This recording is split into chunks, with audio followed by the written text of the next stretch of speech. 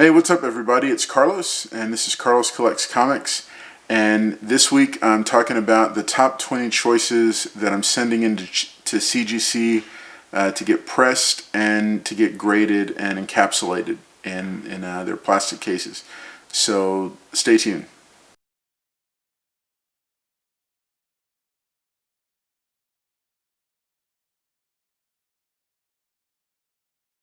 Alright, so here we are. We're going over the top 20 books that I chose to send into CGC. There's a ton more that I could have chosen, but I chose 20 books that fall into the modern classification, and then I've got 2 books that are going to go, I think, express tier. So let's take a look at these. Most of them are modern books, and I made the choice based on books that would sell for higher if they were graded, and books that I was going to be okay with. A lot of them books that I'm okay with selling, but there are several that I'll keep. I'm also going to give, I think, the numbers for what I paid for each, and then the cost for what it'll take to press them, and their approximate condition right now and what I expect them to come back. So the first ones, I'm going to start with just the modern books. I'm a big fan of Something is Killing the Children, but the numbers for this series for the individual issues just continues to climb, and it's, you know, I'm probably only looking at keeping a set of cover A's, so a lot of the variants and additional issue copies that I have, I'm probably going to sell. So I have this is I think two the unlocked retailer variant. This is a 9.8 as it stands, so but it's still going to the presser. I think I paid $10 for that one, and I think they're going for in a 9.8 they're going for 140, and they're rising.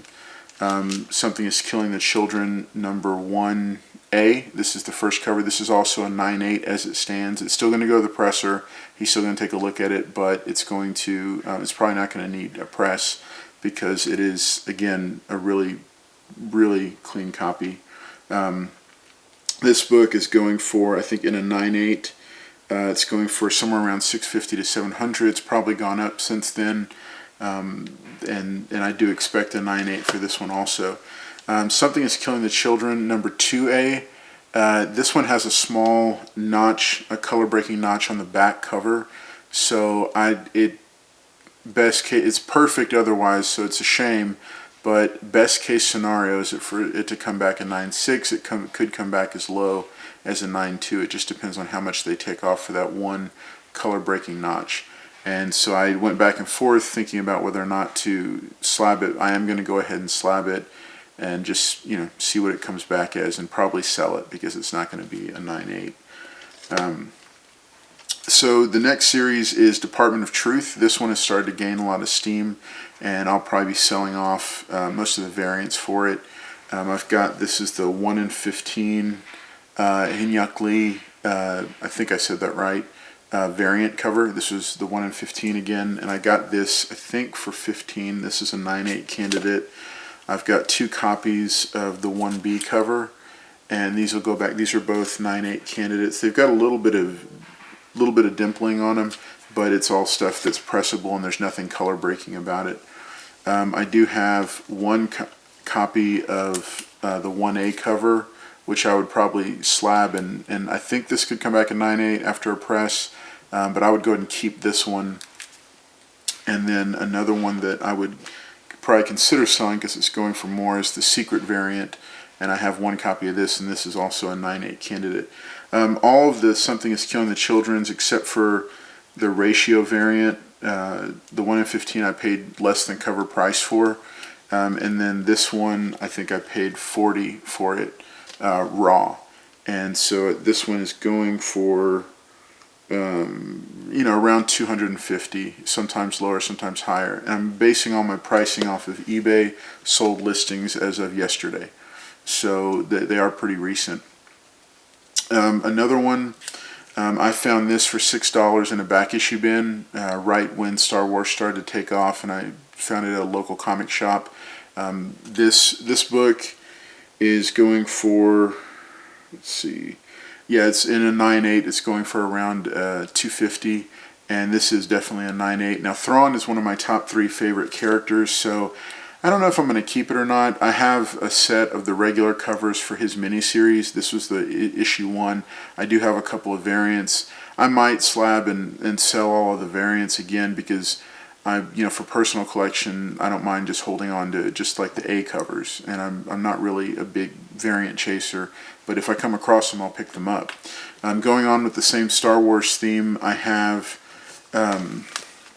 the 1 in 10 variant for, almost lost that, 1 in 10 variant for issue number 1 of Star Wars The High Republic. And now these High Republic books are not going for a ton. This one is only going for right around 100 for the 1 in 10. It's definitely a 9.8 candidate, but I'd hold on to it and see where the values went on it. I also have the Hans variant, which I don't think was a ratio, but it's just a highly sought after cover because it's a really nice looking cover. This is also a 9.8 candidate. And then the 1 in 25 for issue number 1, and this is a 9.8 candidate also. It's super important when you're considering sending books in about being very, very harsh in your own grading, because you don't want to wait, CGC offers the pre-screen service where if you send in a minimum of 25 books from the same tier, they'll pre-screen it against certain grades like a 9.6 or a 9.8 or whatever minimum grade you will accept. But I think that, if you're just very, very honest with yourself and you look for every flaw in the book before you send it off, and then you send it to a presser, every book that you send, especially when they're in these new modern books that are less than a few years old, should be strong candidates for 9.8s when they leave you. And then once they get to the presser, that's really just a, kind of a quick press and check out, and then from there go on to CGC. You should not, for moderns, unless it's a book that's really, really hot, you should consider trying to self-grade it yourself and make a determination about whether or not you think it can hit 9.8. And so all the books that I've chosen from this stack are all 9.8 candidates, or guaranteed 9.8s right off the shelf. The last one from this modern stack, Miles Morales covers are very popular. This was one of the ones. I think it was a ratio, but I'm not sure. I didn't jot down what the pricing was, but I know I've had a couple of Miles Morales covers for different series, and they always sell for around $100 in a 9.8. This is an easy 9.8, and it's a cool cover. So I don't mind keeping it and displaying it in the study where the comics are. So let's move to the nostalgia picks. These are books that are ones that are ones that I like and I wanted to have and will want to keep around, but for different reasons I'm going ahead and slabbing them. This is Further Adventures of Indiana Jones, number 1. This is a pristine, perfect copy as it stands. It is like flawless. I couldn't find anything wrong with it, so it's an easy 9.8, and it would be a neat book to have slab, especially if they are going to move forward with Indiana Jones 5. This book recently has blown up. Thundercats number 1. I had picked this up right before the announcement about attaching the director, and it's in pretty good condition. It's definitely not a 9.8. It's got at least 3 color breaking spine ticks and a couple more. I'll see what the presser can do with it. But it is a really clean copy. The colors are vibrant. It's complete. It's in good shape. No real damage to the book. But we'll see what it comes back. I'm gonna peg it as maybe after the press a 9.2 or a 9.4. I'll be surprised if it's higher than a 9.4, because then it's like the grader was having a really good day or something. But yeah, it's definitely not gonna hit a 9.6, and there's zero chance of it hitting a 9.8. But because the book is exploding, and this is kind of one of my nostalgia collecting goals for 2021, I am gonna go ahead and get it slabbed because I know it's at least a 9.0. And so this one is a nostalgia pick. I'll probably hold on to it for a while. Another fun one from my childhood was Silverhawks #1. I remember the Silverhawks cartoon series from Saturday morning cartoons. And this one, I found this, oh yeah, the Thundercats, well I should say, go through the prices. Yeah, all the other moderns, like I said, were cover price, including the miles. This was part of a lot that I paid, I think 25 for a lot of about 8 books. So I don't know, it was like $6 or $7 for this one. The Thundercats I did pay 100 for, and I was okay with paying a premium for it because, like I said, it was part of one of my collecting goals for this year was to pick up all the 80s cartoon comics that I watched as a child. And then Silverhawks, I picked this up for $2 at an antique store maybe 3 years ago, and it was just in really good shape. I feel pretty good about it being a 9/8 candidate after a press, but we'll see. I wish the wrap was a little more centered, but you know, it's in really good shape. I'd be surprised if it came back lower than a 9/8, but you know, I'd be happy with a 9/6. I did at my local comic shop pick up 3 copies of Masters of the Universe #1. These books were in incredibly high grade. They'd come from a personal collection, and the shop, I think, had them notated as being lower grades than they actually were. And this is one of the benefits of learning how to grade on the fly and look at a book yourself, because you can tell when something's undergraded. And I, you know, but the price that they were asking, I didn't negotiate. I just said, you know, I went through the stack of them and picked out the 3 best that there were. One of these will definitely be going in my personal collection. This one is a guaranteed 9/8 off the shelf, but it'll still go to the presser. These books in 9/8 are 600 plus. And then in a CGC 9.6, they range from 145 to 180. So I know that a second copy has a chance at a 9/8. This third copy probably doesn't, but you know, I'm still going to be okay with the grades that they come back with, because 2 of them will sell, and they'll probably end up selling for to recoup the cost of all the comics. Most of the comics that were purchased from the modern stack, and then pay for some of the grading costs. And that's why I picked them up also, because I did pick each of them up for, I think it was $22, $29, and $28 were the prices on these 3. So that'll be a decent return on those. And like I said, I'll get a 9/8 from a slab 9/8 from my personal collection, and I will hold on to that one, you know, and see what happens with the character. Whatever the lowest grade is, I'll sell that off now. You know, and yeah, I don't mind sharing what I paid for them, because the market is going to dictate what they get sold for. Last one for the, I guess, quote-unquote modern stack. This book has shot up in value. This is Star Wars #1. It's the regular print. It's not the price variant. This one I got slabbed right when CGC introduced their new thicker cases, and so I bought this book, if memory serves correct, close to 20 years ago, and I think I paid maybe $20 for it.